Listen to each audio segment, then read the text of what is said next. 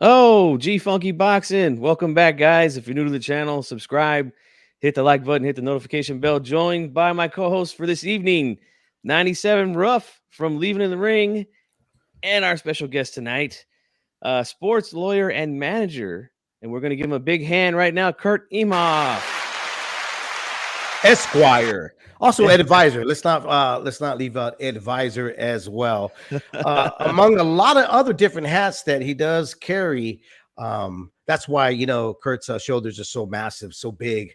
Carries a lot of stuff on him on his back. So it's great to have you on, brother. Yeah, it's great to talk to you guys. Excited to chop it up. Oh, so are we, because there's so much going on in boxing right now. And, you're one of the perfect guys to talk to. You've managed fighters. You've got a lot of things. And you've wrote an article, guys. So what I'm going to do here, I'm going to get the article and I'm going to post it in the comments for you guys to check out. It's a really, really good read, guys. It's a little long, but trust me, it is worth it. Also, too, just let everybody know, Kurt is a podcaster, blogger, was part of the Leaving the Ring crew for a very long time. So a good friend of mine here asked him to come on because of that article. It's almost like we're in the Marvel world where things are kind of like in a timeline. We're just being sent back to the beginning. So it's really strange. But Kurt called it, pointed it out. And we're almost in the same situation. What we saw in 2018, what we're seeing now in 2023. Yeah, it was very prophetic, that article. So I'm gonna post it right now, guys, for you in the chat. And look, I'm just gonna let Kurt kind of go and talk about that real briefly.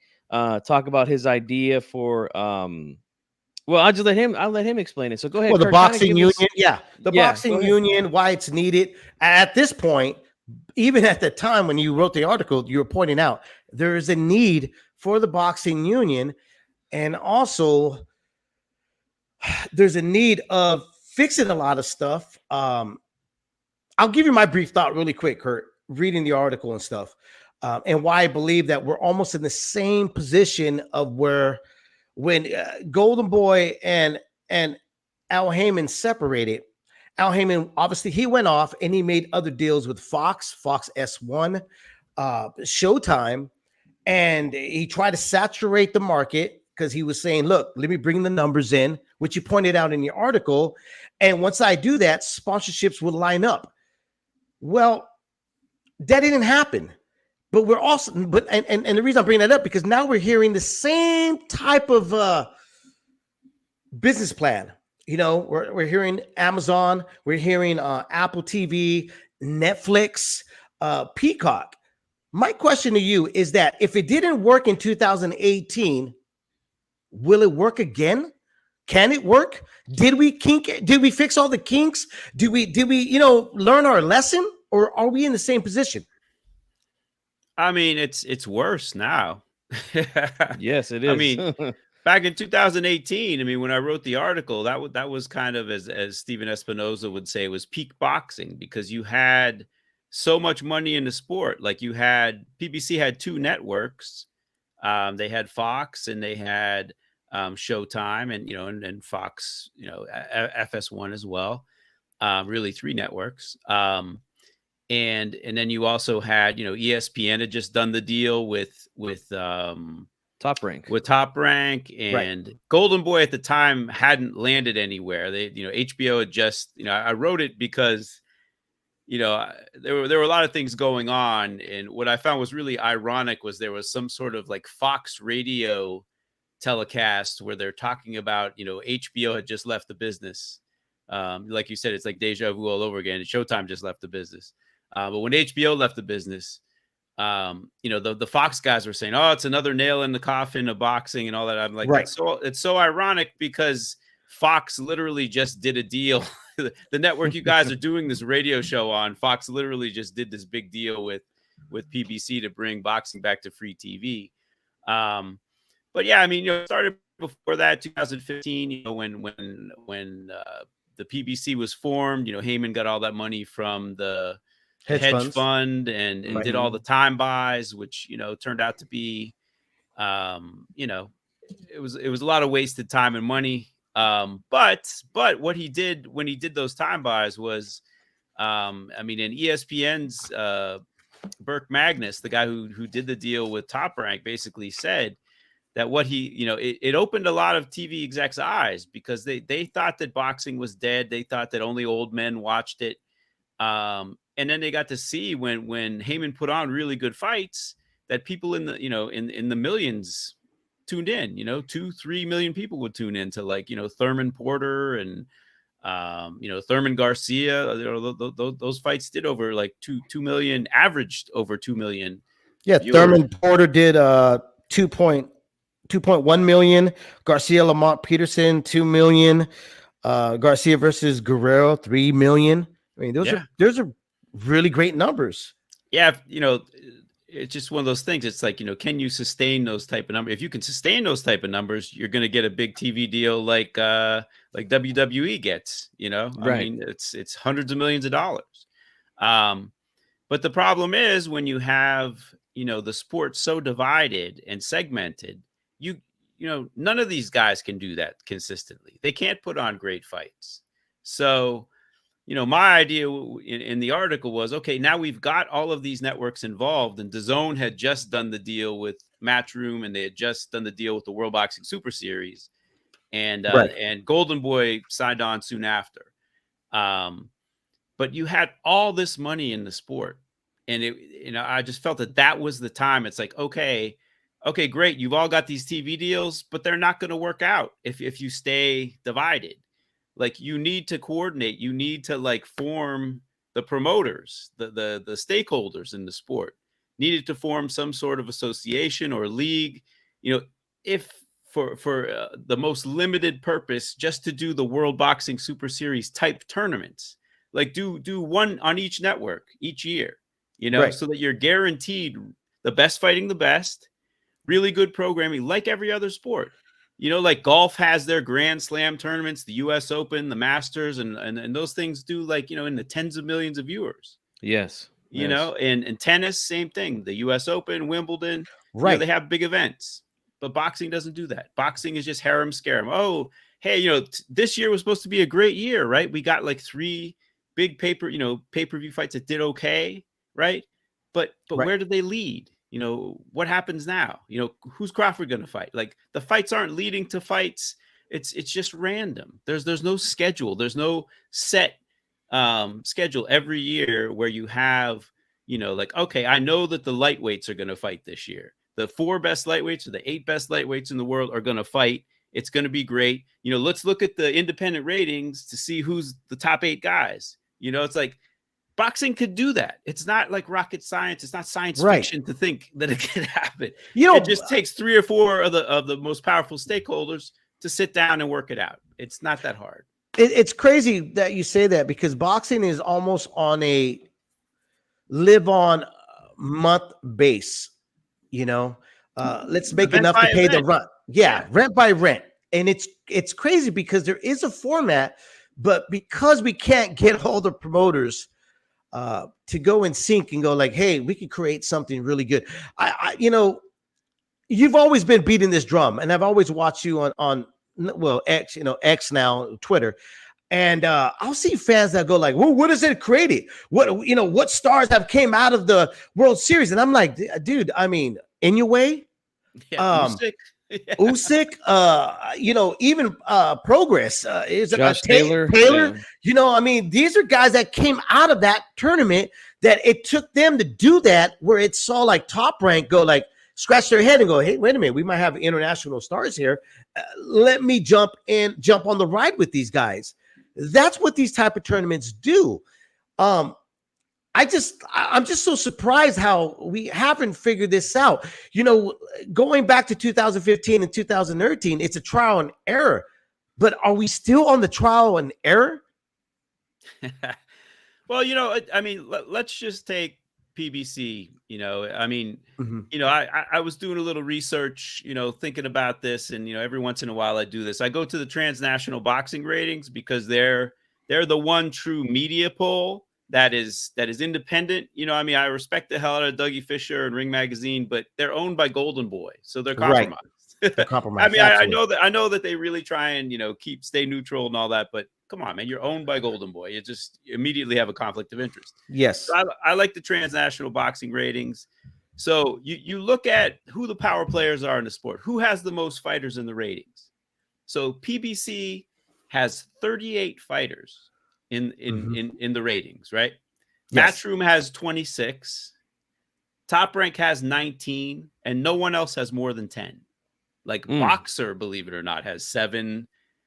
Taken Promotions, you know, Honda over in Japan, he's got 6, mostly in the lower weights. Yeah. Queensberry, Frank Warren has 6. Golden Boy has 6.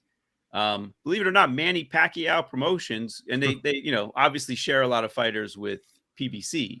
Right. They have 6 fighters. People don't know what a player Manny is, but his promotional company has 6 guys in the ratings. You know, and then after that, you know, it's a lot of onesies and twosies. You know, I mean, a couple. You know, World of Boxing, a Russian promoter, has like, you know, 5. Zanfer, Mexican promoter, Fernando Beltran, he's got 4. Warriors Promotions, who you really don't think of, Leon Margulies, he's got 4. But they're all PBC guys. You know, and then it's just kind of spread through, you know, like Asia and Europe. But I mean, PBC, you know, 38. That's like that's double figures more than Matchroom. They're like they are the crown jewel of the sport in terms of promoters. They're like the Dallas Cowboys of the sport, right? Yeah. They have a dynasty there. LA Lakers. Yep. But then you look at, you know, what did they do on TV? You know, what they do did on horrible this year? Horrible ratings this year. Yeah. Yeah, like their highest average rating was a Rolly Romero fight with Ismael Barroso. It averaged 308,000 viewers. And that's a fight, in my opinion, that Steven Espinoza shouldn't even have bought. It was such a terrible matchup to begin with. But 10 to 1 odds. Yeah. And the guy looked like he was about 60 years old that he was fighting, turned a lot of fans away. No disrespect to anybody out there that's 60, but you know, if you're 60 years old, you shouldn't be in the ring. But yeah, that's a fight right there that really they should not have purchased. Yeah, you know what's funny is we were just talking about this on another show about how the ratings for regular subscriber Showtime were just terrible this year, and that's one of the main reasons why they're out of the business of boxing now. But a lot of the fights, I mean, really weren't that bad. There was a lot of championship fights that we were looking at. Well, that's the thing. Like, you know, I mean, you know, what I was going to get to here with the PBC is like, you know, what are you getting with the PBC now? I mean, most of their fighters now don't want to fight on a Showtime or maybe even an Amazon. They don't want to fight within the budget. They're pay-per-view fighters. You know, I mean, Jesus, look at their roster. They have Canelo now. They have Terrence Crawford for the next couple of fights. They have Tank Davis. They've got like 3 of the very top fighters in the sport, the top draws. Right. These are not fighters that will fit into the network budget. No. Deontay Wilder. Andy Ruiz is not going to let zero fights this year. Yeah. 0 fights, priced himself out of everything. You know, Benavidez is on pay-per-view now. Keith Thurman, Errol Spence. You know, you've got, you know, and probably Caleb Plant too, and the Charlo brothers. They probably don't want to go back on the networks either. They want to stay. So that's almost like 10 fighters. So who do you got? Who's going to be on the network? Like, you know, David Morrell. I mean, you know, Carlos Adames. You know, Tim Zhu. You know, like Zhu. I mean, you know, Zhu's been packing them in Australia. That's for sure. Great crowds over I there. love Tim Zhu, but yeah, you're right. Nobody's watching. But now he's talking, you know, Vegas. Now he's saying, "Hey, I want Vegas money," and that's where I'm headed to. You know, I you know, man, I agree with you with everything that you're saying, and it's just crazy how things have turned. Because tell me if I'm wrong here, Kurt. I mean, the reason why a certain fights would end up on pay-per-views because they didn't want to interrupt the budget in the network. So if they couldn't fit it, they would say, well, if we fit them in the network budget, we would have to X out 3 or 4 fights. But now you basically have a whole roster that's saying, we want pay-per-view money. Yep. Well, listen, Makes it difficult. Steven Espinoza was hinting that, like, you know, and I'm sure Showtime had some budget cuts once Paramount, because Paramount's bleeding money. You know, Right. Paramount, you know, they, you know, all these networks who've tried the streaming thing to compete with Netflix, and listen, people are cutting cords, so their linear ad money is shrinking by the minute. But at the same time, if you want to try and compete with Netflix, you got to spend a ton of money on content. So they're between like a Right. rock and a hard place. They're losing their advertising revenue, but then they're having to spend a ton of money to build this streaming service, and they're realizing that they've spent too much on the content, you know, Yeah. and their stock's going down, and you know, the cash flow's all off. It's like, you know, they're in a rock and a hard place, so they're cutting. You know, ESPN cut a ton of employees. You know, Showtime is obviously, you know, getting employees Yeah. cut. I mean, it's a money crunch. And you know, just at this time, it just seems like since the pandemic, like Showtime boxing, the ratings just never came back. And a lot of it has Yeah. to do with, you know, their big stars who they developed over years don't want to, you know, they want more money. They want to They've fight got pay-per-view yeah. fights. They've gotten a taste of some good money, and then now, I mean, I'm sure you've experienced as being a manager for some fighters, right? They get a number, right? It's hard to convince them to say, hey, you know, maybe we could take a little let. No, I don't think so. You know, it's hard to convince someone that once they've gotten the money. Like a good example is Charlo, who just fought Canelo, Right. made the biggest purse of his career, guaranteed $5 million with pay-per-view, sponsorship, whatever he got, probably close to $10 million now. You think he's going to ask for anything less than that now? Probably not, you know, and that's the tough part, you know, that's the I tough mean, part. let's go even further back, you know, Progress. That too. Yeah. Haney, those guys, that's why Yep. that fight's on pay-per-view. They have no choice. Those guys want a lot of money. But Kurt, I want to ask you something, man. You mentioned ads, and with the way that, you know, piracy is today, with especially in boxing, like you said, ratings are down, pay-per-view numbers are down. Even a guy like Canelo can't even crack a million anymore because people are just flat out stealing the fights. Right. What impact does that have uh, on the sport? I need fans to really understand that, because Right. there is a rebel a rebel group on YouTube here that think that it's a good thing to steal boxing events. It's healthy for boxing. And I'm like, well, you guys really have no idea the damage that that does. So if you could let us know your opinion on that, Kurt. Yeah, I mean, listen, it's you know, you kind of you got to see both sides of the argument, right? I mean, you know, DAZN came in promising no pay-per-view, Right. you know, and you're paying $9.99 a month for it or whatever. It was really cheap. Now it's like $225 a year, Yeah. and you got to pay for pay-per-view because, you know, when the Right. pandemic hit, like DAZN basically freaked out and just like completely abandoned the model that they had, and is now jacking up the prices. And you hear about all of these streaming services now because, you know, none of them are really having any success. None of them are turning into Netflix, so they're going to jack the prices up and they're going to cut content. So, Yep. you know, I mean, ESPN Plus, it's the same thing.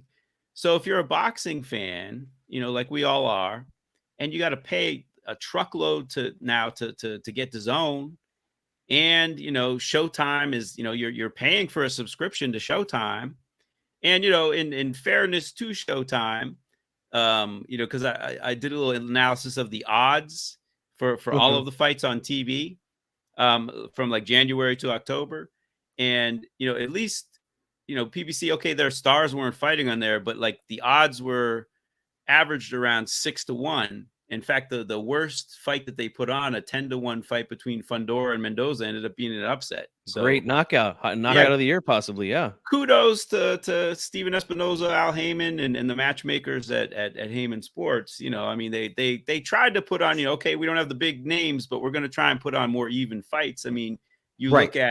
look at Top Rank, you know, overall, 11-1. That's the average odds of their main events this year. Matchroom, 10-1.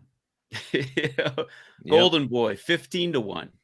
I mean, some of that skewed by there was one fight with Schofield that was like 30-1. Yeah. That was a late replacement fight. Right. But still, I mean, you know, what are we getting? What are we, and we're paying for all of this for the most part, you know? We are for all of it. I mean, except for ESPN, right? And even that, you got to pay. You got to get basic cable for it. Basic, yeah, the basic package. So as a boxing fan, unlike most other sports, you're paying for a shit ton of stuff. And then on top of that, the very best fights in the sport are now on pay-per-view. And it's, $85, $75 for most of the pay-per-views, right? The good pay-per-views. Yep. So yeah, you know what? The fighters want to make as much money as they can. They're gonna, their managers are gonna hold out, and you look at how often these guys are fighting now. Once a year, sometimes not even once a year. I mean, someone did the research on ESPN's top 100 fighters from 2022 and what they did this year. It's like 21 fighters out of the 100 didn't fight at all this year. Yeah. And and most of the other ones only fought once. You only a handful, fought 3 times, like literally a handful, less than 5, I think. And then, a fair amount fought 2 times, but like most of these guys fought either not at all or once. So the fighters at the top are making money, because if they weren't making money, they'd be out there trying to get fights. Exactly. Right. Yep. So with pay-per-view, I get it. When people pirate it, it's, there's less money in the pie, and it does hurt the fighters. But at the same time, like, boxing fans are like dumped on the worst by their sport. All the best fights are behind a paywall. And it's a premium paywall for the very best fights. The pay-per-view is almost $100. Yeah, I mean, that's another big problem with the sport is guys getting overpaid for, and they don't bring in ratings, they don't sell tickets. It's a big problem. I got a super chat here. Let me address this real quickly from Lisa Bells. Thank you so much for the $10 super chat. We appreciate your support, Lisa. Great subscriber. Yeah. So where does they? Problem, so let me ask you this, Kurt, because obviously something, as we have discussed in the past, a boxing union, wouldn't that come into a greater play to try to like utilize that and make fighters have a more consistent schedule, and more of a fair pay scale along that? But my question would be, how do we get fighters and promoters and managers to be in sync with something like that? Yeah, I mean, that's the the old $100,000 question, right? Right. It's like, I mean, it's from, and again, I've done the research, like from the time the sport started at the bare knuckle level, when guys were meeting in a field and people were betting on them. People have tried to organize this sport, and it's just, there's never been buy-in from all of the stakeholders. You just haven't gotten it. I mean, the closest we've come was when the freaking mob took over in the 50s. Right. Right. It's not as organized as it was. It's funny because then the sanctioning bodies at that time, which were actually athletic commissions and national commissions, they actually did get together, and you had one champion per division. And not only did you have one champion, but when the championship became vacant, they'd organize a tournament to fill the vacancy. It wasn't just like 2 guys fighting. They'd have like a tournament of guys fighting. And this was in like the mid-50s, like from 53 to 58 or something. But even that, like, I wrote an article for Boxing News last year because of all people, Maurizio Sulaiman actually in his newsletter raised this issue. Like, boxing's so different than any other sport in that the stakeholders, the people who are in the sport, the promoters who are kind of like the owners in other sports, and the athletes, the boxers, they don't have a say. Like, they don't have a say in the champions. They don't have a say in the rules. And the merch. Any of that. I mean, well, promoters and fighters kind of have there's no organized merch, right? I mean, there's no league. Right. But it's there's nothing organized like a league, setting like in other sports. It's all just and each promoter grabbing right. his and each fighter grabbing his. It's just chaos. And that's what I mean, though. Like when you talk about other owners getting involved with each other, that's why I mentioned merch, because in the NFL, like they all get a percentage of everybody's merchandise. It's not like a singular, They have a league that does TV deals with each network, and they all share in that revenue. Right. Now, you really can't do that in boxing, because in team sports, you have a league, you have teams playing each other, and they strive for parity amongst the teams, right? So they split all the money evenly. I mean, in boxing, to accomplish that, like, other promoters would have to really gin up to get to where the PBC is with their 38 guys in the ratings. Like, my idea in the article, I was just like, I'm being realistic. Like, the three people who need to sit down together are Al, Bob, and Eddie, because they're the power brokers in the sport. Right. And if they decide, you know what, PBC, I don't have a deal, and I'm having a hell of a time getting a deal now. No one believes in the sport. And in all honesty, has this era of exclusive promotional deals with networks worked out for boxing? No, it hasn't. People are yearning for the old HBO days when HBO had all the big fights. And to your point, Kurt, let's just take this year for example, right? The three biggest pay-per-views we had this year so far: Canelo versus Charlo. That's almost like I mean, Canelo signed to the PBC, right? But he's a free agent, right? So that's kind of like what you would call like a crossing of the street. He's finding the guys on the PBC. Crawford and Spence. Crawford had to leave Top Rank, came over to PBC. And then Tank Davis, Ryan Garcia.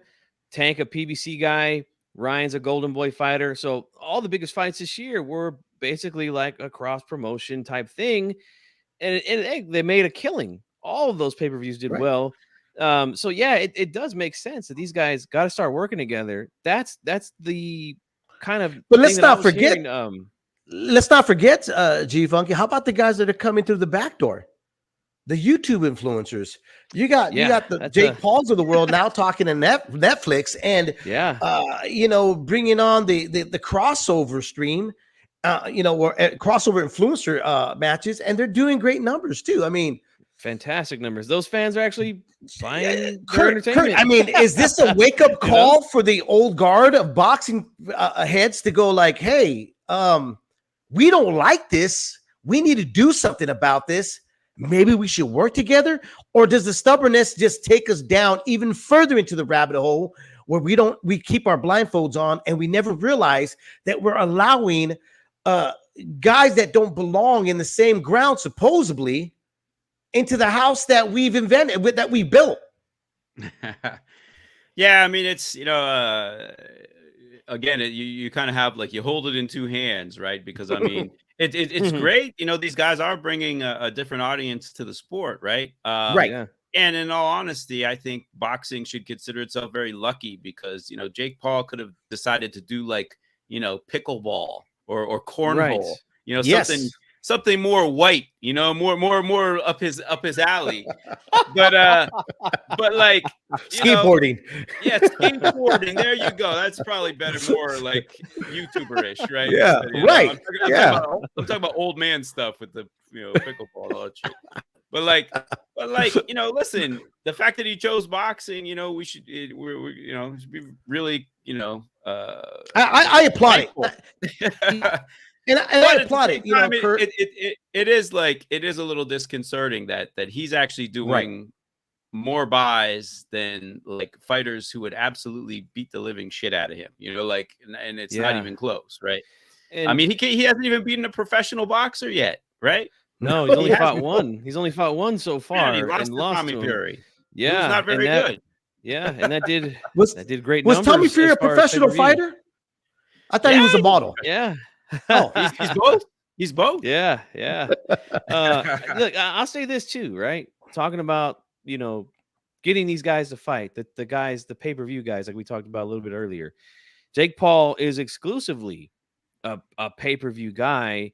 But again, he's not asking for a ton of money. Like I believe his last fight with Diaz, I think his guarantee was like just under $2 million.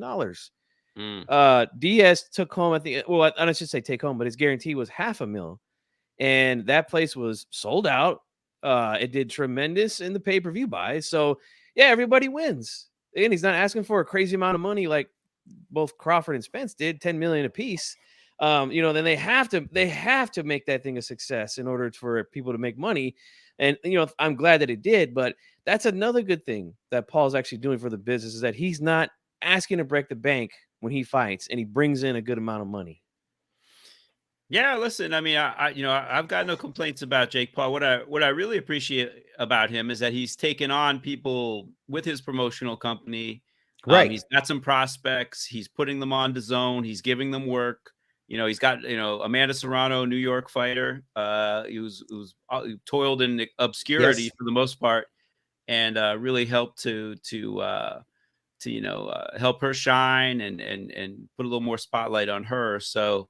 I've got no complaints with Jake Paul. I mean, I'm under no illusion that he's ever going to be this great fighter, but yeah, at the same time, I know he's making a lot of money in the sport, Mm-hmm. And someone was joking, like, who should Ngannou fight next? I'm like, well, Jake's probably, completely my opinion. No, I'm not saying this is a fact, but maybe he's on the juice a little bit. He's right. Yeah. I'm like, why doesn't he just juice his way up to 220, 230 and take on? It's the eye test. Yeah. It's definitely. You want to make some money. Right. That would make some money. Oh no. Yeah, and I did a show last Friday leading into that Fury and Ngannou fight, and me and my co-host we kind of had this theory. We're like, look, this could be the future of the sport. The way that things are going is we're going to be seeing these kind of crossover events more frequently with guys from the UFC crossing over to the boxing ring. I mean, and look, with Ngannou's performance, right, knocking down Fury, doing a lot better than most people expected. Yeah, I think light bulbs popped off in a lot of these MMA guys' heads and said, hey, if he can do it, I can do it. I think we're going to see a lot more of these events. And from what I'm hearing, it did pretty well as far as pay-per-view buys go. Is that right? I actually saw Dave Meltzer, who's a big wrestling and MMA Yeah, he's guy. a wrestling. Yeah, right. He put up the pay-per-view numbers in the U.S. and they were horrible for Fury. It was like less than 100,000. But that's what I read too. Their intended audience was really Britain, because I mean the main event went off around midnight in Britain, so I think they were really. I mean, they knew it wasn't going to do much here in the U.S. I mean, they were hoping, but. For the time of day, right, but it did strike a lot of conversation to those water coolers. That's what I was going to give them that. Yeah, that's what I was going to say. It's like, I know Meltzer. I'm a big pro wrestling fan. Me personally, I've never seen him report pay-per-view numbers on anything other than wrestling. I'm not trying to say he's wrong, but Fury Ngannou is the talk of the boxing world right now. Even though there was another fight that night, a championship fight for Mexico, but hardly anybody's talking about that. Everyone is talking about Fury and Ngannou. So yeah, I'm waiting for some numbers to come out. Hard numbers, we'll see. Right? Yeah, and then we'll see. But I do think that might be the future of the sport, man. Unfortunately, we're going to see a lot of that. Put it this way: as long as the UFC doesn't pay their fighters, of course you're going to see a lot of these UFC guys, because there's more money in boxing, because people are used to paying for these pay-per-view fights, and that's the only reason you're seeing them. If the UFC was paying their fighters, you wouldn't see it. Exactly. I mean, and then Ngannou's in the PFL, and what's the PFL? The PFL's garbage. It's nothing. They have no fighters, so he's got no one to fight in the PFL, and they signed him to this big deal. So they're fine with him boxing because it gives them free publicity. I don't know if they're making any money off of it, but once he actually does come back to the PFL, if one of the top heavyweights can knock him out, because if they can't, I mean, why not stay in boxing? Right. But yeah, listen, it was absolutely embarrassing that Tyson Fury, against the guy who'd never had a professional fight before, got dropped. And I mean, credit to Ngannou, who's an incredible athlete. Came in well prepared. To do that. Yeah. And listen, maybe that's where maybe it's just a styles make fights thing. Maybe Ngannou is just Superman. I mean, he's an incredible athlete, or maybe Fury didn't train. Right, or maybe the Yeah. heavyweight just suck, like, Yeah. I mean, you got just a bunch of big oafy guys who don't have good fundamentals, and some guy can just walk off the street who's a good athlete and put them on their ass, it's Yeah. And could be I'll that say too. this. I'll say this, man. The guys who were involved in that show, Queensberry, Frank Warren, Top Rank, Bob Arum, these guys have been around forever. Mhm. They're some of the best in the game at what they do. I think the fight that because the fight was so competitive, and again, Fury getting dropped. I mean, I have a good feeling we're going to see it again. Maybe Oh, not yeah. immediately, No. but yeah, there's money there. Now the UFC fans and the MMA guys are like, hey, he got robbed. He should have won Right, the fight. They fight right. again. Oh, they're gonna watch. They're gonna watch it again, and I think they're gonna put it on again. That's what I think.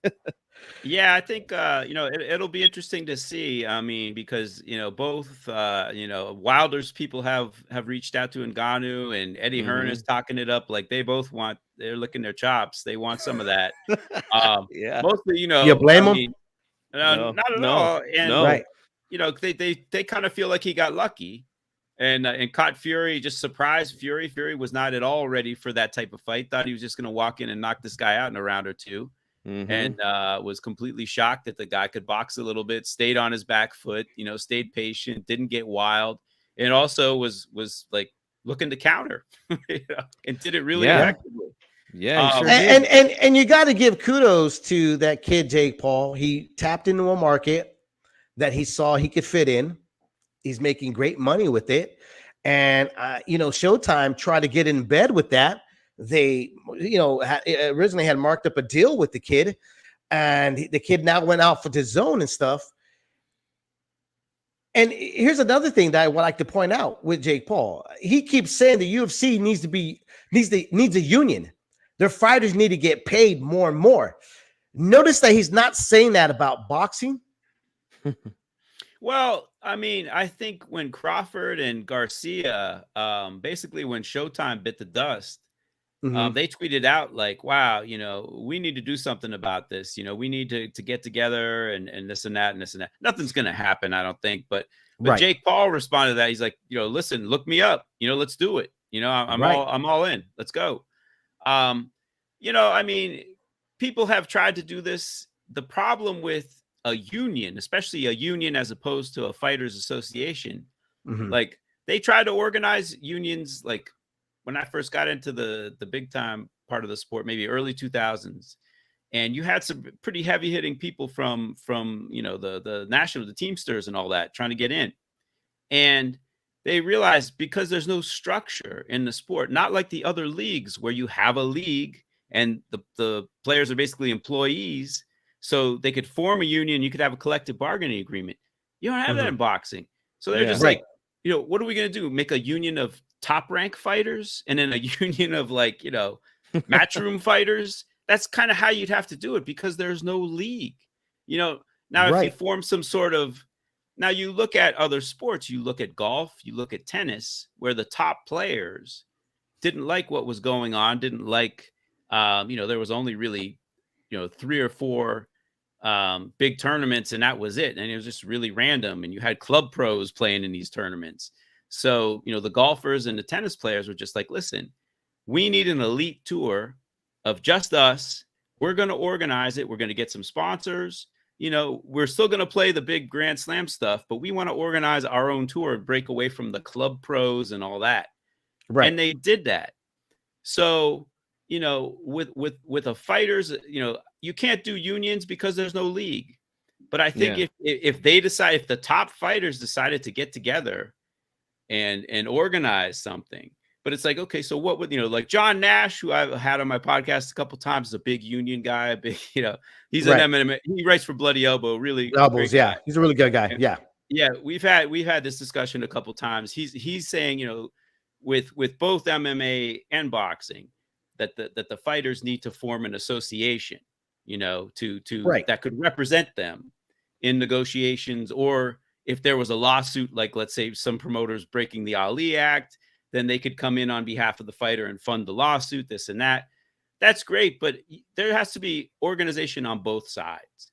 Like the promoters need to form an association, and they've done it in the past, early 2000s when Golden Boy, when Heyman was with Golden Boy, they were getting preferential treatment from HBO. Mhm. The smaller promoters who didn't have those deals formed a boxing promoters association, right? So Wouldn't you have to they were gonna start band though? together, Right. but because of egos and everything else came apart. Nothing really came of it. So Kurt, let me ask you this. difficult. And yeah, and I think we're starting there would be more difficult, but wouldn't it? I mean, look, the union was formed back in the day with the working guy that made the development. They're the ones that made the product. If it wasn't for them, no product would be shipped out. The big corps or companies, there basically wouldn't be no company for the little guys here. My thought is because the fact that you have so many different titles in the sport of boxing, promoter, the fighter, the manager, all these other type of entities and stuff, but even the sanction bodies, wouldn't it be good to go attack the amateur league, get the USA on board first to get them to get that thought process in their mind? Because to me, the hardest part is to reboot everybody's thought process that are already in the game already and already making money. It's like very difficult. Like if you come over to my house and I'm making, let's say, 50,000 a year, right? That's nothing. But let's say I'm doing 50,000 living in Texas, and you're telling me, hey, let's unionize something. I can guarantee you we all get paid the same amount, but you might have to take a cut pay at the moment to get there. I'm going to say no. Why not start from the very bottom of the pole to get them used to believing in a union mind frame rather than tackling on people that you have to kind of reprogram them? You're talking about as opposed to starting it with the top fighters, like you're saying, like maybe fighters lower down the rung. Yeah, guys that are barely going to turn out of the amateur system. Yes. Yeah, to me, I think that would be the easier task. And I mean, you still got a lot of, there's a lot of hoops to jump over because, like I said, you're going to deal with sanction bodies. You got to deal with, families. You're going to deal with folks that are going to be like, no, this is our direction. We're going to go after this promoter. But if we go further back down and start teaching fighters and families from the beginning, from the get-go, look, this is for the long run. A lot of fighters, and tell me if I'm wrong about this, they're looking at the short term of how many years they're going to fight. Like Crawford, listen to Crawford. Hey, I want to fight. I want to have all my bearings. How many times have we heard that among fighters? I want to have all my bearings. I'm trying to break the bank as much as I can, so then when I retire out, I got enough to live on.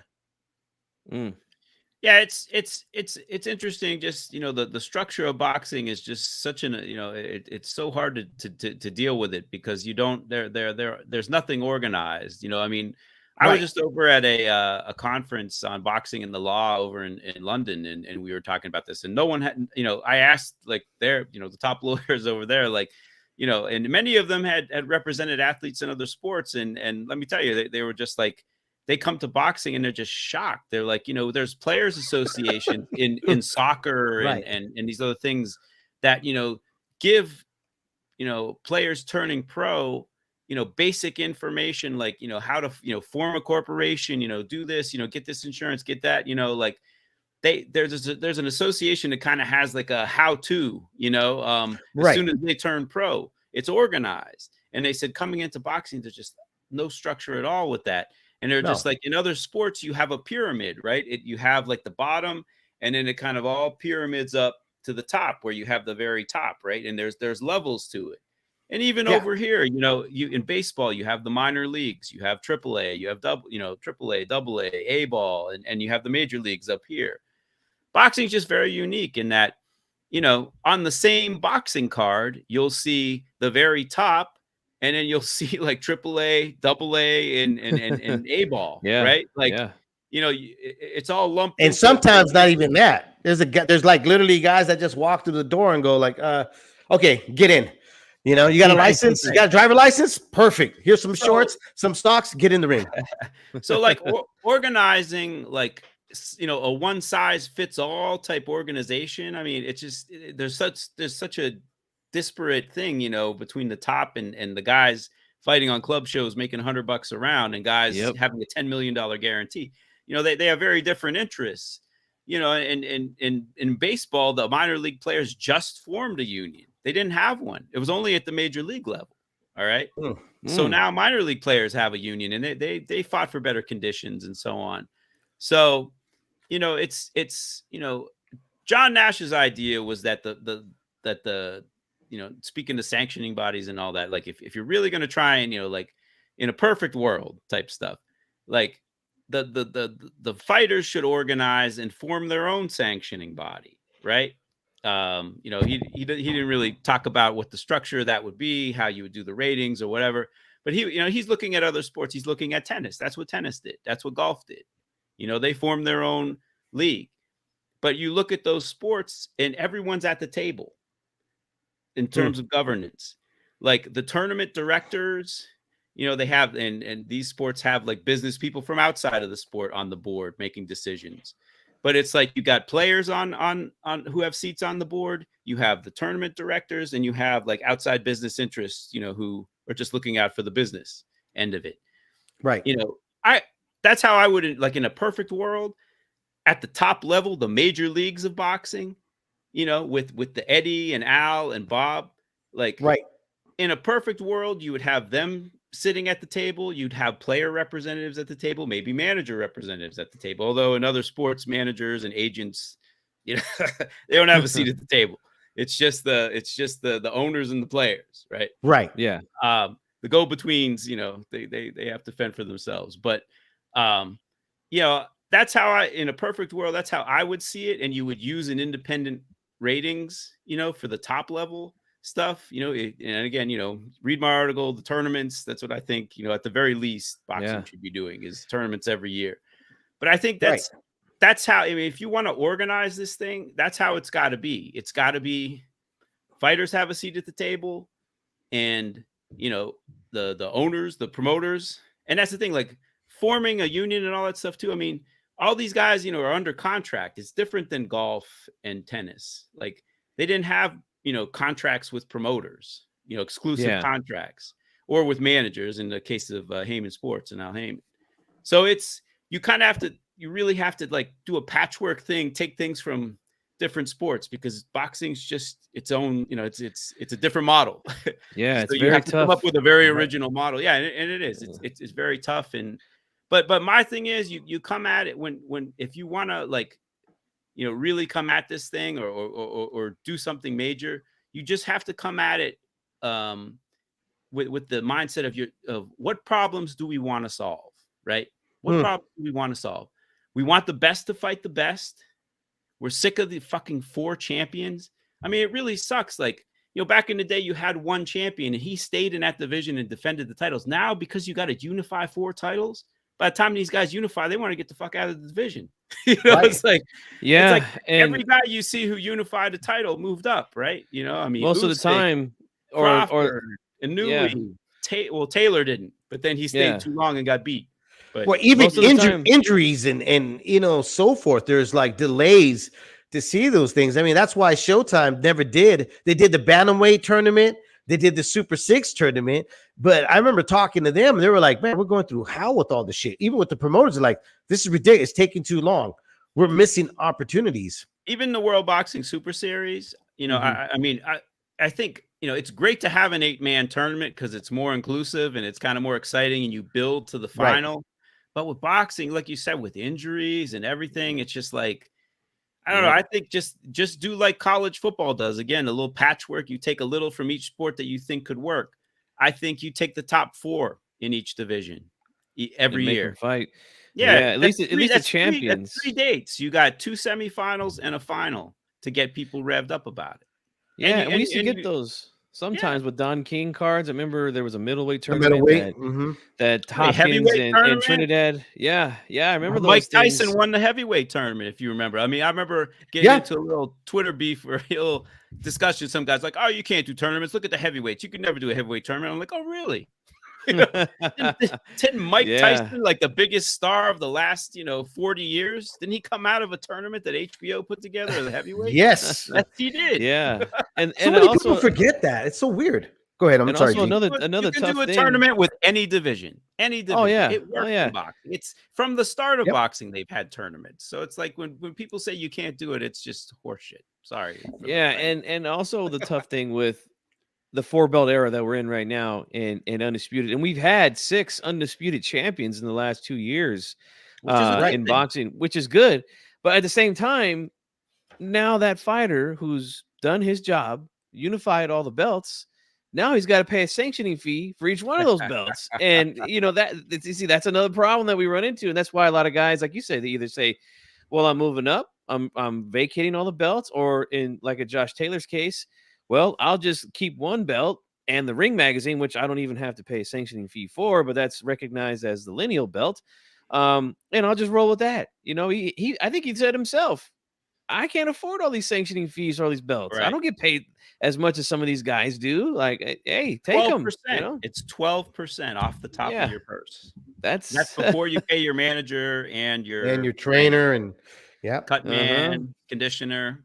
And Yep. if you're doing testing as well. Well, the promoter generally pays for the testing, but still, I mean, 12% off the top is massive. Yeah. That's a Yeah, I a mean, big cut. Big cut. what I liked about the World Boxing Super Series and why I'm so bummed that it failed.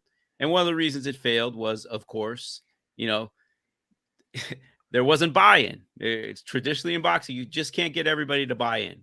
And Right. Yeah. PBC and TR stayed out of it, and I'm sure they had good reasons for it. I mean, I wouldn't have picked Callis, Sauerland, and Camosa to run the thing either, but you know, the thing that came out of that for me though was that it was making the sanctioning bodies irrelevant.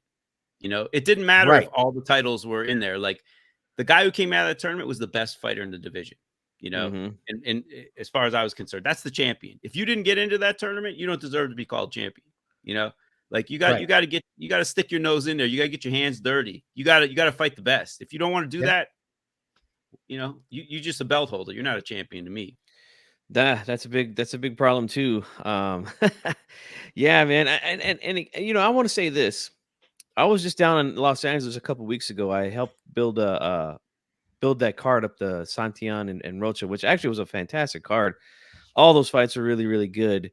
But everyone that I talked to there, and there was 3 different promoters that actually helped. Actually, I think 4 different promoters helped build that card. There was obviously Golden Boy, Top Rank Paco. was involved with Santillan. Paco was there for Paco Presents, and also Oh, Miguel Paco. Cotto. Yeah. Yeah, I don't know if you know, I was like the attorney for Ring City. So we used a bunch of Paco's fighters. So yeah, Right. shout Oh out yeah, to Paco. Paco's great, man. Yeah.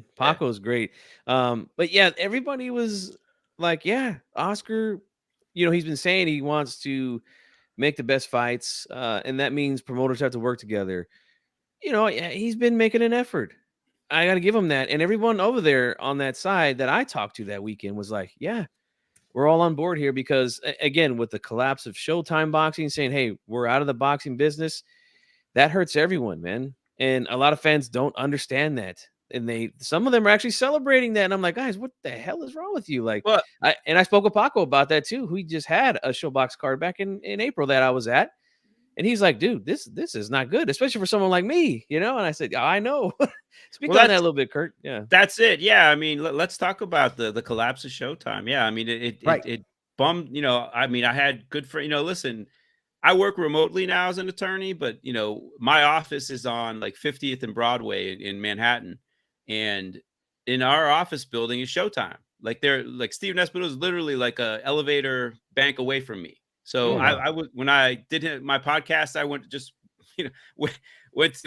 got on the elevator one bank earlier, went up to his office and interviewed him. Like I'd see him around, I'd see Gordon Hall around.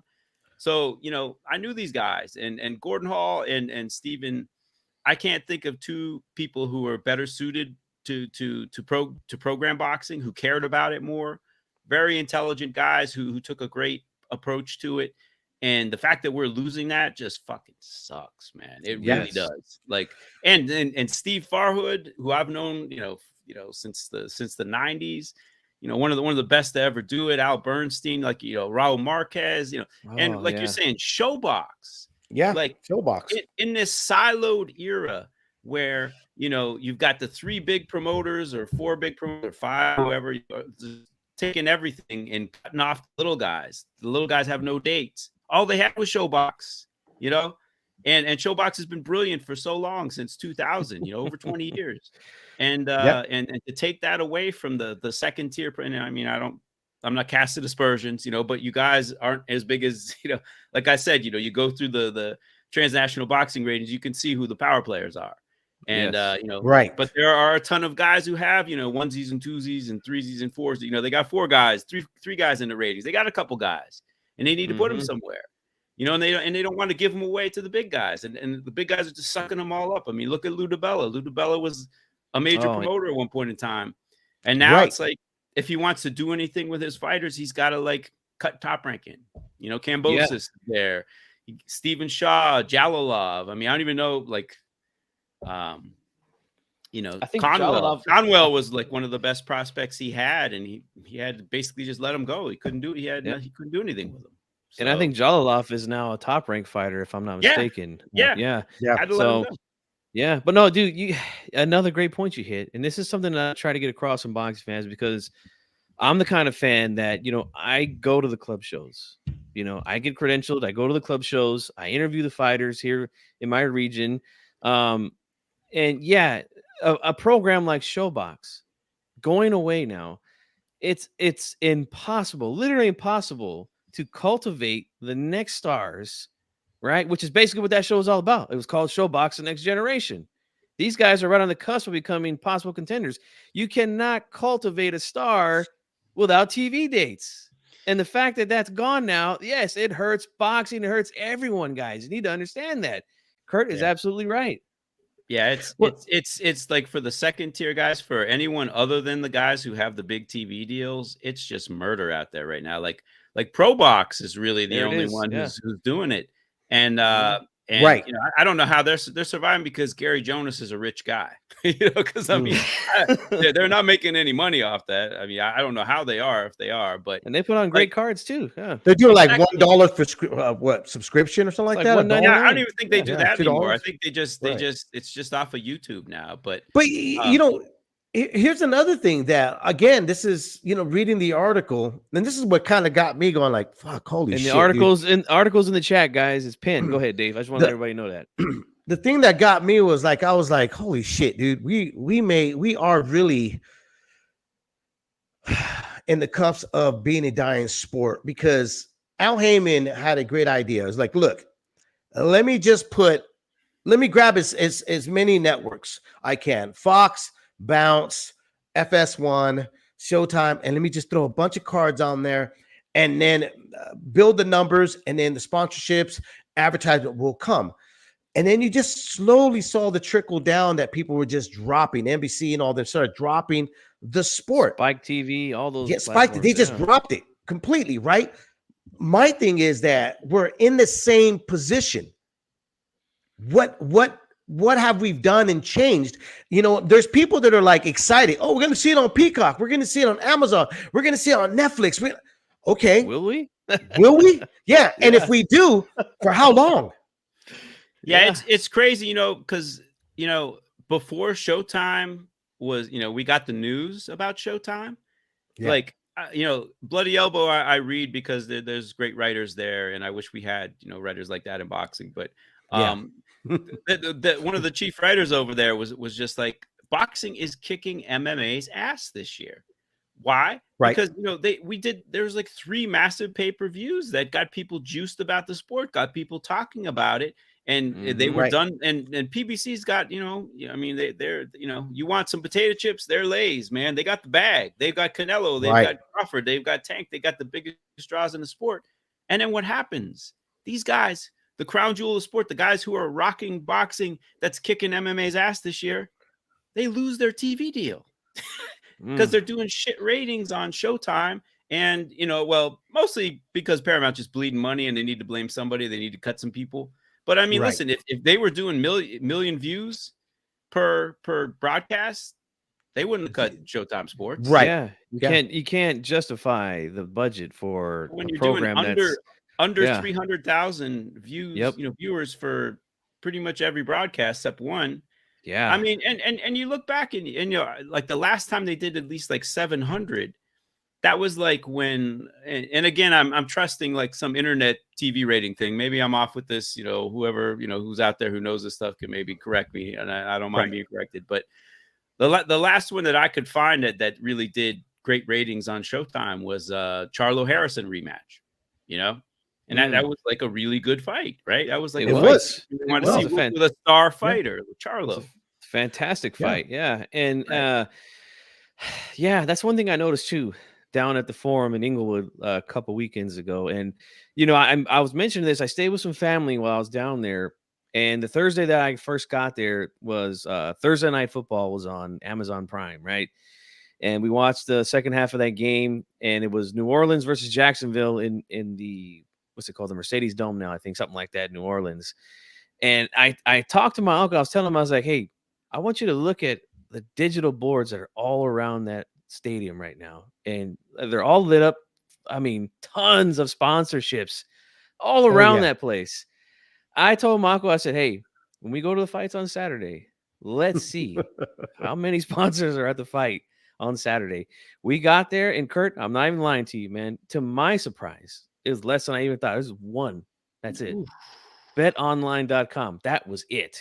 Right. It was a grimy betting site. That's all boxing Mhm. could get. Yeah. I mean, it's been like that for a while though. I mean, once boxing left network TV and went to HBO, like It's been tough. they forgot how to sell, I mean, no one's Right. had to sell boxing, or sell combat sports even, because MMA has never been on network TV. Do you think I'll ask you Well, this. that's wrong. I think didn't Fox have them? Okay, I'm probably wrong. Do you think that because and Lisa Bell's here, she goes way back with boxing. She's a great boxing fan, and she says, the worst thing that Great point, boxing ever did Lisa. was take it off in free TV in the 80s. And I agree, but it was this is just my way of looking at it, right? Back then, they actually showed like guys like, let's just take Ray Leonard, for example, who's one of the biggest stars from the 80s, right? He fought in the Montreal Olympic Games, which was, they believe, in 76, I want to say. Yep. Won a gold medal. So, yeah, people fell in love with that story. A kid fighting for the United States, won gold. Yeah, they turned him into a star on network television. Then they started doing closed circuit at the time before pay-per-view. Same thing with Oscar De La Hoya in the 92 Olympics, wins gold. Right. We don't see that anymore with boxing. That's a big part of building stars as well on network television, I think. Right. I mean, listen, that's what PBC was trying to do. I mean, that was the initial mission back in 2015 was they had this hedge fund money, and they were going to do time buys. They were going to prove to the networks that boxing works. Boxing, is still boxing. People watch it in the millions. The problem was, and they'll admit this, they spread themselves too thin. They should have concentrated on one or two networks. They probably should have just done like CBS and NBC, just those two networks. And I can tell you from experience too, NBC felt really burnt by Heyman. I mean, they maybe it's a little silly, but they just felt like, I don't know if it was Danny Jacobs or maybe that might have been another network, but it was just like, okay, we spent all this time, and sent our people to do all this content on Danny Jacobs and tell his backstory and all that. And then in his next fight, you put him on another network. Like, what the fuck? And NBC kind of felt the same way. Like, there wasn't consistency with it. They were kind of just putting it all over the place. It was. It was just all over the place. It was a missed opportunity. I want to read this comment. But I mean, kudos to Al Heyman, because because he took that chance and had that vision with the sport. Like Burke Magnus from ESPN, like I said, there's a famous quote from him in Sports Business Journal where he's just like, he opened our eyes to the fact that boxing wasn't just, that millions of people, like when there's a really good fight on, people watching the millions. And not only that, the demographic isn't a bunch of old men. It's a lot of young people, and not only that, it's primarily Hispanic and Black, which some networks, are dying, they're just not reaching that audience. So boxing hits that audience. Like I remember seeing a survey, like, 62% of Hispanics surveyed were fucking boxing fans. 62%. Right. And it wasn't even close with any other sport. Like maybe soccer, but like anything else, like football, but not even close. Everything else was like in the 30s. So you can ask my grandmother right now who's the champion of the world, and she's gonna tell you Canelo. And she's like 91, Oh, that's great. So the audience is there. It's just and you were talking about advertising and sponsors. Like in another Sports Business Journal article, Steven Espinoza was just like, he's like, if only we could get boxing unified. He's like, because then you could go to every ad agency and say, look what you could get, for much cheaper than these bigger sports in hitting this audience. Yeah, because boxing has always sold itself on the cheap too. I was going to say that. That's crazy. Right. It's a very cheap, and he's saying you can get it for more cheaper if it's unified. Right. Wow. I mean, just here's the thing though, like compare it to other sports. Just imagine, if we didn't have this fucking pay-per-view shit and you had a unified league and you actually put the very best fighting the best, like, Joshua Wilder on NBC, Spence Crawford on NBC, Canelo Benavidez on NBC, putting the very best fights. Like you could do probably a really good fight like that at least once a month, if not every week. You could have a great fight on there, right? Like every other sports league gets to see LeBron play Kawhi tonight, gets to see Giannis go up against whoever, the Knicks, the next night. It's like, in every other sport, the very best play the very best on the network. On the network. True. There's no pay-per-view. It's not ping, ping, ping. You know where to watch it. The league has sold, to like 3 or 4 networks and for billions of dollars, and it does, big ratings. Like I think boxing, like like you were saying, like, they proved it, like Thurman Porter, 3 million, if you could do 3 million viewer, I mean, this was a few years ago before cord cutting really set in. Even if you could do like 1 million or 2 million per broadcast, if you could average that, how much money like hockey doesn't do that. MLS doesn't do that. And MLS just did a $2 billion deal with Apple TV. I mean, over 10 years, but still it's $250 million a year. So what is the expectations you think for this new coming of age of PBC, wherever they're going to go? I mean, if they couldn't get the networks to get on board with the numbers that they were bringing with these other fights back in 2015 and 18, what's the expectation for them to say, okay, there's an investment here to be? Is it the inconsistency, or if they are consistent, do you think a change is going to happen? I mean, it's again, like, what I said at the beginning when we were talking, it's like, what are you getting with the PBC? Like, you've got 10 or 11 fighters who don't want to fight in the budget. They want to fight on pay-per-view. So you kind of have to sell the PBC like the UFC sells it. Like, all right, we're going to do a pay-per-view a month. All right. So we're going to take, somehow whoever they're selling it to has to participate in that pay-per-view, and it has to make sense to them financially. And they have to be able to say, okay, and then with the rest of our roster, if we have this budget, we can get X amount of viewers. Because I mean, Amazon has, they're in the NFL business, and they've been doing. I mean, let me see the numbers here. What are they doing this year? They're doing great. I was looking at the ratings the other day. I seen the Chiefs. They're doing almost 13 million per week. They're averaging about 13 million viewers for Thursday Night Football, and that's up from last year. Yeah, killing it, man. I mean, it lags behind all the other networks, but not by much. I mean, ESPN doing Monday Night Football, they do about 15 million. So 13 and 15, they're not too far off. Wow. The NBC Sunday night games, they usually do over 20 million. Yeah, depending on the matchup. They're killing it. They definitely have that's the sweet spot Sunday night. Yeah. And I want to read this comment to you, Kurt. I want to get your opinion on this. And I talked about this too on a show when we first heard the rumors of PBC possibly going to Amazon Prime. Now, Larry here says that he doesn't think that the networks will pick up on PBC because Heyman has a negative name, and a lot of networks look at boxing as a toxic brand. And with Heyman's history, we kind of ran down not all of them, but most of the networks that he was on, and they all said, "Hey, no, thank you." Is that going to affect where him and his stable of fighters go? Do you think, Kurt? Well, yeah. I mean, have you heard ABC, NBC, Fox, or any of those? Fox tried them out and they dropped them. Yeah, PBC on Fox was gone quick. Yeah, and Showtime is affiliated with Paramount, which owns CBS. So I don't think CBS is going to give them a deal either. NBC, like I said, they burned a bridge with them as well.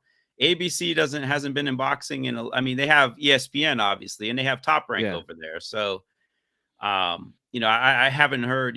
Listen, ESPN could have done the deal with PBC instead of Top Rank, but they chose Top Rank. So, I think like the majors, normal sports networks, I think are out of play. I think they're going to have to go to a streaming network, an app, which a lot of on Twitter, a lot of the PBC. People were making fun of the Zone and it being a streaming network. But, when you're talking about Amazon Prime, you know how many people subscribe to Amazon Prime? Yeah, a lot. It's almost about 160 million people just in the US. And that's over twice as many as subscribe to Netflix.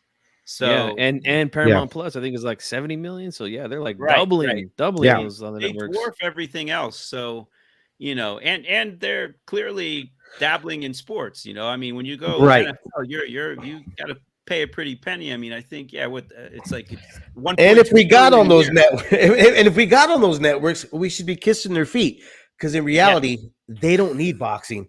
No, they don't.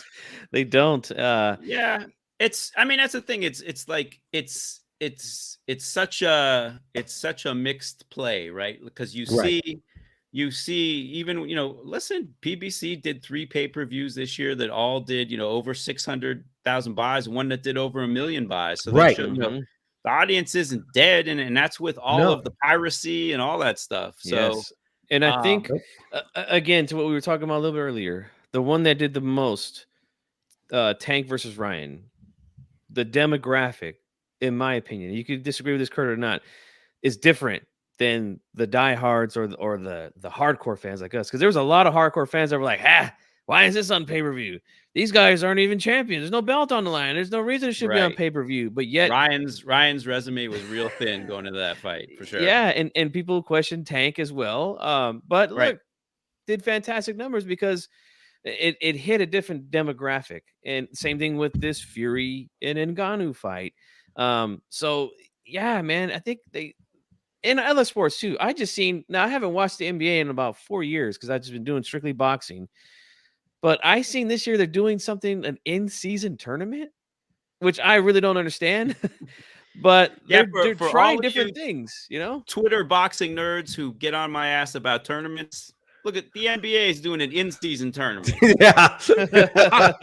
Boxing's too good to do tournaments, right? Yeah. Okay. Yeah. Okay. Right. Dude, that's so crazy. Like, I love tournaments. I love the boxing tournaments, man. Like, Jesus Christ. Yeah, man. Yeah. I mean, listen, to me, it's like, I hate to make this comparison, and especially now, so I probably shouldn't. I won't make it. But it's go ahead. Come on. I was going to say it's almost like the Israeli-Palestinian thing, man. It's like everybody wants a 2-state solution. Everyone thinks that's the best thing. But are we ever going to get there? Like, there's so many people whose interests are in keeping things fomented and being at each other's throats and being self-interested. Right. We'll never have peace. And it's like with boxing, Eddie Hearn is on social media doing about 3-4 interviews a day. I don't know how the man does it, but always trashing everybody else, and Frank Warren's the same way. And, Bob never has anything nice to say about anybody. And there's just so much, when I talk to Steve Farhood on my podcast about it, he's just like, dude, there's just been so much enmity, so much just animosity between promoters for so long. Cause look at Bob, like, it doesn't matter. Like, Bob feuded with Don King. Bob feuded with Golden Boy. Remember the Cold Wars with Golden Boy. Yep. And now Bob's feuding with Al Heyman. He's feuding with Eddie Hearn. Kurt, I mean, remember this when the World Series, Super Series came around, he was asked, hey, are you going to let so-and-so fight in these tournaments? And he said, I don't need to put my guys in there. I mean, why would I make another network or another promotional group money? I don't need to do any of that. Oscar De La Hoya is another great prime. Oscar says, I want to work with other promoters, but given any chance, he takes a jab at them. Right. Absolutely. I mean, and that's the thing. It's like, and as I pointed out in the article, it's like, okay, great. Everybody go their own way. Everybody just, try and, get yours and all that. At the end of the day, none of you have a roster that can sustain having your own TV deal, And I got to give. You're all going to fail. Like Top Rank's going to lose that deal with ESPN. I mean, ESPN doesn't even mention them when they do their upfronts, and they talk about the UFC and what a success that is. Top Rank, we have Top Rank too. Yeah, that's bad. Yeah, almost forgot about them. Thanks for mentioning them. Yeah. But I want to say this, Kurt. I want to give Oscar some credit for what he's doing with his biggest star right now, which is Ryan Garcia. We just talked about how he's had one of the biggest pay-per-views this year with Tank Davis. He's bringing him back next month on regular subscriber Showtime. I think the network's going to love that. There's going to be a lot of people watching that. There might even be new people signing up to pay. Hey, all I got to do is pay 25 instead of 80 for the last fight. I think that's a really good thing to bring him back and not keep him on the behind the paywall like we talked about earlier. Yeah, listen, I mean, Ryan showed, in that fight with Tank that he is a major, major draw. Like he is one of the stars of the sport. Right. And again, it's all about marketing. It's all about social media. Like this kid's a huge social media star. And he can fight, obviously he was in over his head against Tank. Like that it was too soon for Tank. But, and I mean, listen, he and Oscar have had their problems too. I mean, there's still a lawsuit that's going on between them. So I don't know how much credit I want to give Oscar because I was going to say, he had Canelo and he lost Canelo and now he's got Ryan and it looks like Ryan's, Well, what I was saying was that. But no, I get your point. He's looking out for the network, and he's looking out for the fans. You know what I mean? Listen, you're already paying. I'm on DAZN. You're already paying a shit ton for DAZN, much more than you were before. They hoodwinked you. So the least we can do is put Ryan Garcia on the network in a pretty competitive fight. And I know Dave and I were talking before like a few days ago, where Dave asked me, what I think of what's going on with the matchmaking. Because it was a week or two ago, Roberto Diaz was on Twitter going like, "What in the world is going on?" He's going nuts. Yeah, like all these guys, these prospects who I was building are getting knocked off, and I was just like, "Well, who's the matchmaker?" And I mean, hearing it through the grapevine and through Twitter, it does seem like Rick Glazer is making a lot of the matches for Golden Boy, which is interesting. He did too. He did too, right? Him and Javier Raso are doing the matchmaking there, I think. Right. Yeah, and I think listen, I've known Rick for a long time. I mean, one of the first fighter I had who was a world class fighter was Teron Millette, who won the IBF junior welterweight title at one point in time, and I got him after he had been stripped of the title. But I put him with, a guy from my hometown. I'm from Erie, Pennsylvania, and there was a promoter there by the name of Mike Akery. And I put Teron with Mike Akery, and Rick Glazer was Mike Akery's matchmaker. So this is like late 1990s, early 2000s.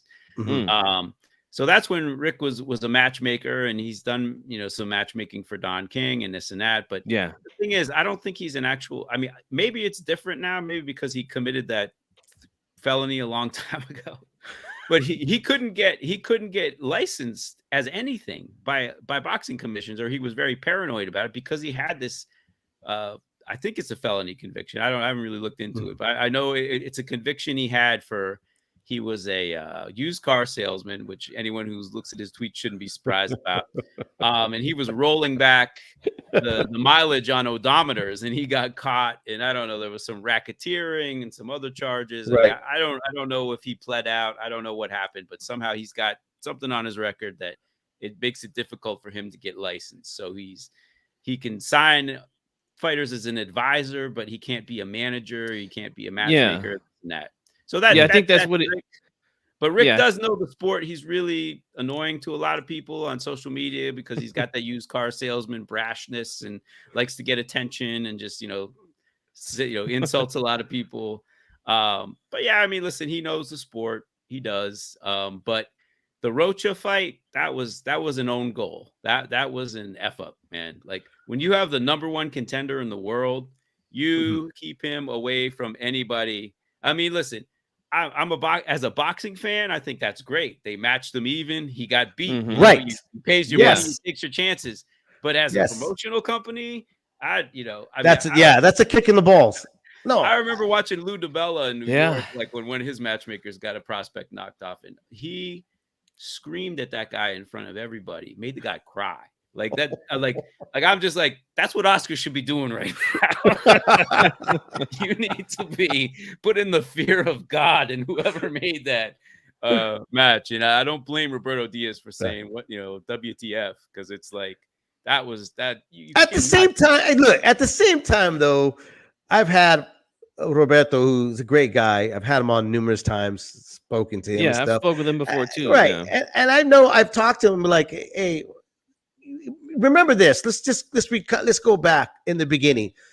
Golden Boy had a reputation of putting in prospects, and they would get their asses kicked, and people criticized them. And his defense was, well, we got to find out if they could float or sink. At some point, yeah. At some point. So my thing is I love to speak to Robert. I haven't reached out to him. Maybe I will. Is what is the difference now? Well, because it's a different matchmaker. I mean, let me tell you this, Kurt. I told this to G Funky after, and I told this to a lot of other folks. I want to thank Gio because it saved me from paying, because I thought it was going to probably go if Rocha was going to fight Crawford or anybody else, it's going to go pay-per-view. You saved me from paying something that I knew already was probably going to go for 6 rounds. This guy stopped that. Kudos. Right. Yeah. I mean, listen, it's a fine line because I mean, it is. As a matchmaker and as a promoter, you're spending money on these kids, right? These prospects. Maybe you paid them a bonus, right? You're paying for them to fight on the undercards. You're putting up with their manager's bullshit the whole time. It's like it can be headaches. They don't want to take tough fights and that. So yeah, if you have an inkling that this guy's not quite all that, you want to test them and maybe you want to knock them off so you don't have to pay for any more fights. I agree, because but getting your number one contender who works really hard and there's a payday for a title fight sitting there. I agree. Getting him knocked off on an ordinary DAZN show. Ooh, that hurts. I mean, and let me tell you this. I don't want to mention him. He's a really good friend of mine. He's worked with Golden Boy, continues to work with Golden Boy. I spoke to him and he was pretty ticked off, and he was like, dude, was a lot of investment in this kid. And for it to go this route, all this hard work, all this time and money we put into this kid to see this happen, that it hurts. And I get all that. And like I told him, I have no investment. So I'm going to speak in my view, my point of view, I'm going to speak as a fan. And it was a good fight. It was a good fight. Yeah. And thank you, Gio. It was a great fight. It was a great fight. It was a great fight. Right in front of each other, rock 'em, sock 'em, roll. Yes. I mean, absolutely. You got your money's worth as a fan, but on the business end of it, the business end. I agree. And from what I understand, Rocha and Santillan had at least 50 rounds in the gym together. Right, had history. They knew each other very well. Yeah. That was the thing. I learned this early on as a manager. You never fight a guy who you've done that many rounds. Right. Because I'm sure Rocha would tell everybody, I kicked his ass. Right? Yeah. And he went into confidence. That's going to be an easy fight. I made that mistake early in my management career. I had a kid by the name of Darling Jimenez who had won the New York Golden Gloves a bunch of times, fought in the Olympic trials, signed with Main Events, and they were looking for an opponent. And there was this guy named Petey Nieves who, his record looked pretty ordinary. And his father's just like, oh, yeah, Darling sparred a bunch with him, man. That's an easy fight. Let's take Petey Nieves. And, I didn't know anybody. I'm like, okay, yeah, let's take Petey Nieves. That's fine. He doesn't look that tough. What happens? Nieves, completely unintimidated by Darling or his record or his reputation, goes in there and gives him hell for 8 rounds. Ends up being a draw. you know, Yeah. and from that point on, main events was like, oh, a draw with Peter Nieves, like, you know what, Darling's on that list of prospects we need to test. Yes. And get off the payroll. You know? And I'll say this in the chat. Rick did not match that main event. He helped him make the card, but the main he's not Right. the main matchmaker there. Yeah, I mean that's for them, fine. yeah. Like I said, I And, don't have any problem with Rick. I've known him for a long time. I mean, you know, he's, you know, whatever, you know, his social media and his personality are what they are. Rick, But I Rick is get along with him fine. He can be a pain in the ass, you know, but whatever. Rick's man. a funny guy. I've done some business with him too. And you know, from my experience it's been good. But here I want to read this comment too before we wrap it. I'm going to wrap it up here real quickly. Combat Sports Media says the mistake was Golden Boy heavily invested in Roach in the first place. Wasn't it obvious that he was an average fighter? A little bit tough, but yeah, like Dave said, I don't think he stood a chance if Crawford was. Well, he couldn't even beat possible, Ellis, right? He couldn't Yeah. even beat Yeah, Ellis. could have been Ellis. But who did Golden Boy? Who could they bank on? I mean, Yeah, I mean, you have besides- to I work mean, with what you got. You know what I mean? besides- So Yeah, and what it's tragic what's going on with Virgil Ortiz, because I love watching Right. Virgil Ortiz fight. Same here. And that's tough. and like him and Ryan were two rising stars, and you know, Golden Boy was gonna kind of ride those guys, and you know, I really hope Virgil can recover from this, you know, and if he can't, then he just needs to get out of boxing. But I'm a Absolutely. huge Virgil Ortiz fan, and so like Golden Boy had some guys like, you know, DAZN wouldn't have done a deal with them if they didn't believe in those guys. But unfortunately, yeah, Virgil has just like come apart physically, and Ryan, you know, is kind of, you know, feeling himself. You know, he's a star now, and he doesn't want to be tied down, you know, by he wants to be Canelo. You know, he wants to be a free agent. He wants to fight where he wants to fight, and you know, and listen, Oscar understands that, I'm sure, because Oscar was in the same position with Top Rank, where he's just like, I'm bigger than a promoter right now. I'm one of the big stars in the sport. I want to be on my own, you know. And he started Golden Boy, so so that's you know, he's in a tough spot with Ryan right now. But I think he does have Ryan under contract, and hopefully he doesn't have any craziness like he had with Canelo and DAZN, where there's 2 different contracts and all that noise, you know. That was brutal. That was to lose Canelo like that is absolutely biggest star in the sport. Yep. But hey, Kurt, man, we're approaching 90 minutes here. This has been fantastic, man. We got to get you back on. We got to get you back on soon. We have to, man. There's just so much left on the table that we haven't even feasted on, you know. Shit. I could talk boxing all night, man. I love talking boxing. Trust me, next time we get you on, we'll go a little bit longer. But wow, just great to talk to you. And again, because there's so much going on with boxing currently, getting someone like yourself who's been in the business for over 20 years, very insightful. We only got like into 3 pages, if that, into this article that I wanted to talk about. I mean, like I said, I had to print it out because it was so good. And it's just so crazy that it's relevant. This was written in 2018. Yes. And it's 5 years. It you know, you would think a lot would have changed, not would have changed in 5 years, and a lot has changed, but at the same time, it's still the same, which is really weird. And guys, for you watching live right now, go to the top of the live chat. The link to the article is pinned there. And for you guys that are going to watch this once it's over, you can do the same once the chat comes up. And Kurt, I want to give you the opportunity now to let everybody know, you know, your final words for the fans for this show, and also where they can find you on social media and any other work that you do out there. Listen, you know, it's you know, I just hope that, you know, I mean, the only way anything's going to change is if the media puts and the fans put pressure on these guys to form a league or have these, you know, make the major fights happen. I mean, but to me, it's you know, I've been a fan since the 70s. It's not enough to just say make the big fights happen. You need structure in this sport. You know, you need organization. You need the best fighting the best in an organized fashion with a schedule, with tournaments every damn year, right? Yeah.